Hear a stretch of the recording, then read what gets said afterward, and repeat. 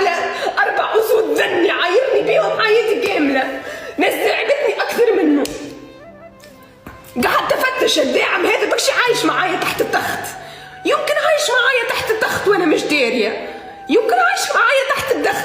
تطلع ما تدافع على مرتك يمكن في الأيام، اطلع وقول يعني داعم امبارح يحكي علي واليوم أنت تضحك أنت وياه. قسما بالله بكذب وجهي. بتقولوا لي ليش دخلت للمستشفى؟ ليش دخلت للمستشفى؟